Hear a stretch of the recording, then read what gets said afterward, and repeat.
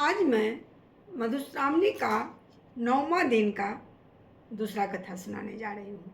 9वां दिन का दूसरा कथा है गौरी का विवाह का कथा।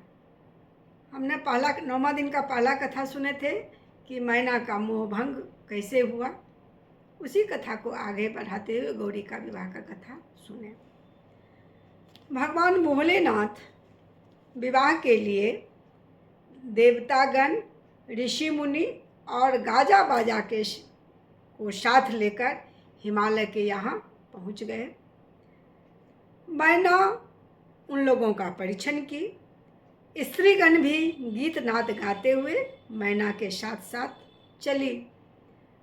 सब कोई महादेव के रूप को देखकर कठपुतली की तरह खड़ी की खड़ी ही रह गई और देखती ही रह गई।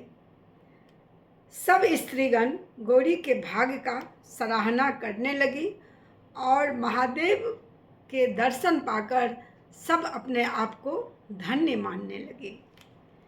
देवता लोग भी महादेव के साथ नहीं छोड़े, कारण वे लोग को शंका था कि महादेव फिर कोई तमाशा शुरू नहीं कर दें। माय मनाइन जल्दी से वर का परीक्षण करके अंदर चली गई।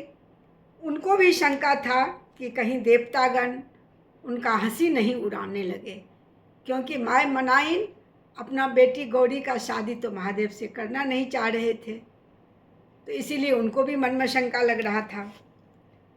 फिर उसके बाद वर को मरबा पर लाया गया। हिमालय उनका पूजा किए। अठोंगर कूटा गया।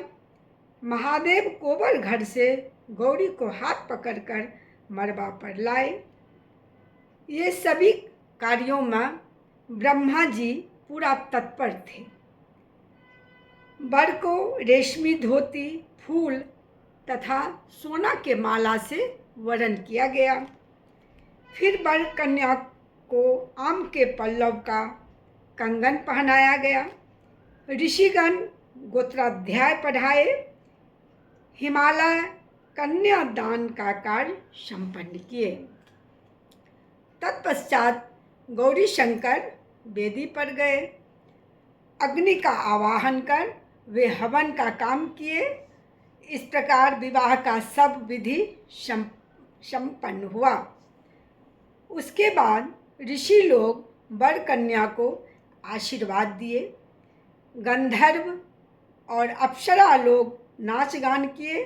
उसके बाद देवता लोग बोले कि हे महादेव, आप तो जगत के पिता हैं और आज से गौरी जगत माता कहलाएगी।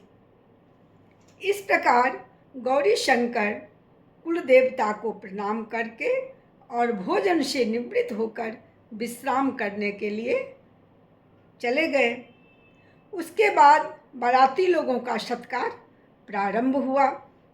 जिस प्रकार विभिन्न तरह का बाराती सब आए थे, ठीक उसी प्रकार हिमालय सब के लिए विभिन्न प्रकार से सत्कार करने का व्यवस्था किए थे। क्यों नहीं करेंगे? जहाँ साक्षात अन्नपूर्णा जन्म हुआ हो, वहाँ कौन वस्तु का भला कमी हो सकता है। बाराती लोग प्रसन्न होकर हिमालय को धन्यवाद देते हुए वहाँ से विदा हुए और हिमालय से बोले कि हिमालय, आप धन्य हैं। अब हम लोगों को राक्षस तारकासुर से त्राण पाने का रास्ता खुल गया है। हिमालय हाथ जोड़कर खड़े थे। मैना अपना अज्ञानता के लिए देवगण एवं ऋषिगण से क्षमा मांगी। इस पर वे लोग बोले कि ये सब लीला त्रिलोकीनाथ का ही था। आपका सौभाग्य दिनानुदिन बढ़ता रहे। इस प्रकार वे सभी हिमालय और मैना को आशीर्वाद दिए और बोले कि अब हम लोगों को जाने का आप आज्ञा प्रदान करें।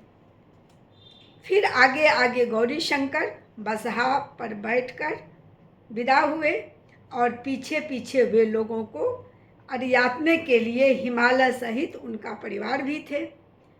कुछ दूर तक वे लोग साथ में गए। फिर